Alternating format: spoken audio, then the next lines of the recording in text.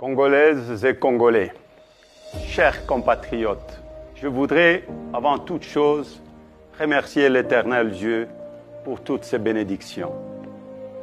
Permettez-moi ensuite de m'incliner devant la mémoire de nos compatriotes et de tous ceux qui ont perdu leur vie suite aux activités criminelles de groupes armés, internes et externes, et surtout l'étendue du territoire national, notamment à Ituri, au Nord Kivu et à Kwamut.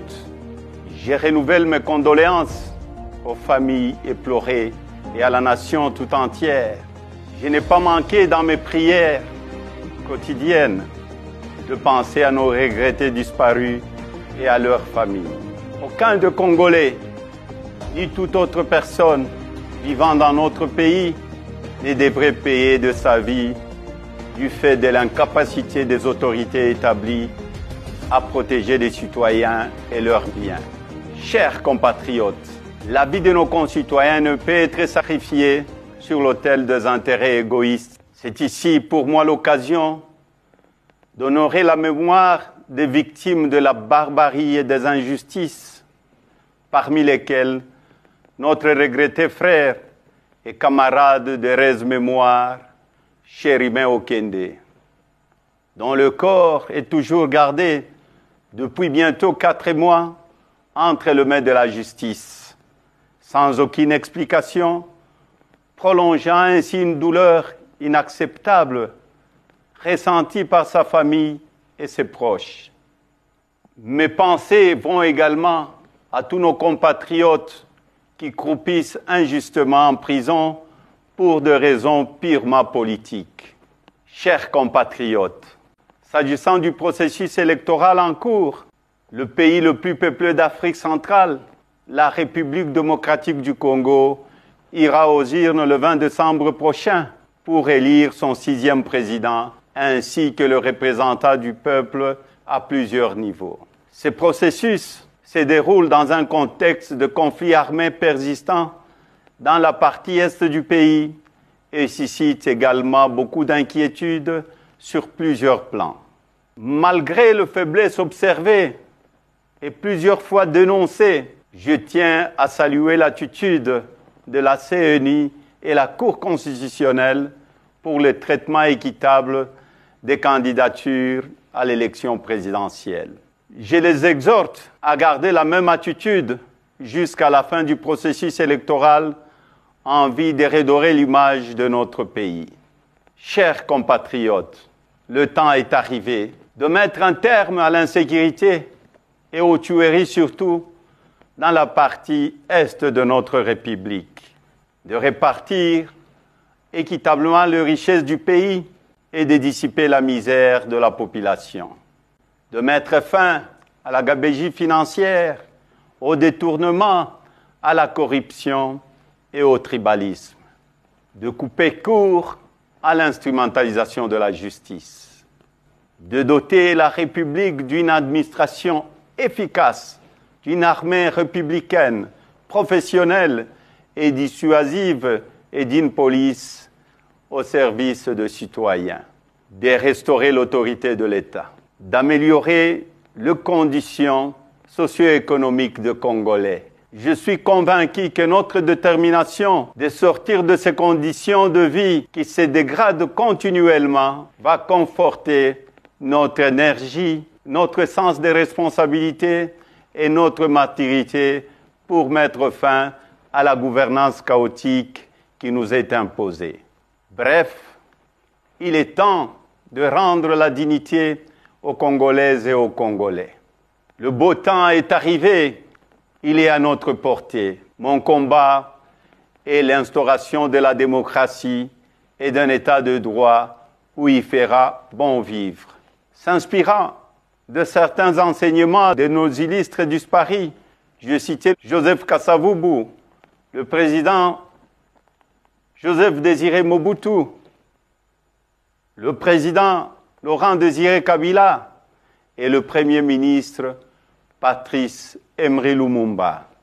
Je soutiendrai qu'il est temps d'écrire ensemble notre propre histoire, une histoire de gloire, de dignité et non d'injustice.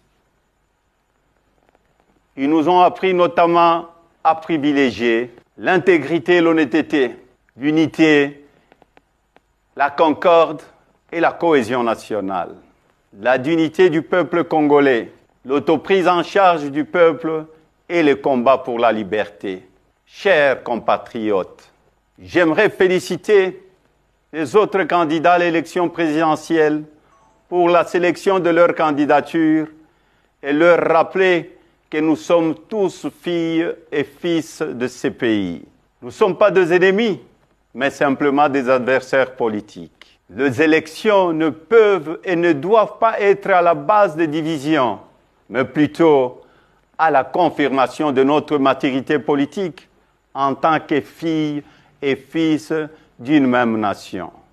J'en appelle donc à la cohésion et à l'unité nationale, si chèrement acquises et qui sont mises à mal par des antivaleurs, notamment le tribalisme et le népotisme. Nous devons tous de sensibiliser nos équipes de campagne et nos militants au respect mutuel et aux échanges constructifs pour le bien-être de notre pays. Par ailleurs, je demanderai à tous les candidats de s'impliquer dans le processus électoral afin que la vérité des urnes soit respectée et observée par tous.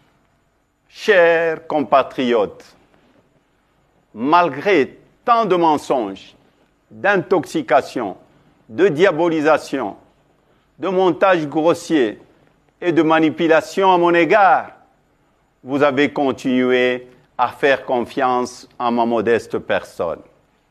En dépit des intimidations, de menaces et de turbulences de tout genre, vous n'avez pas baissé le bras et vous avez milité avec détermination pour que la CENI et la Cour constitutionnelle travaillent dans le strict respect de nos lois lors de l'analyse et du traitement de dossiers de candidats à l'élection présidentielle. Je vous en remercie et vous exhorte à rester vigilants jusqu'à la publication de résultats qui seront la consécration de notre victoire tant attendue. Je tiens également à remercier la communauté internationale pour son appui et son accompagnement dans ce processus dont tous les Congolais attendent une issue heureuse et respectueuse de leur volonté pour un climat post-électoral apaisé. Chers compatriotes, mon parti a un programme de gouvernance chiffré qui sera dévoilé au moment opportun et pour lequel nous restons ouverts à la contribution d'un chacun en vue de sa consolidation et de son appropriation pour tous les enfants de ces beaux pays que nous avons malheureusement transformés en enfer. Pour le changement, le temps est arrivé.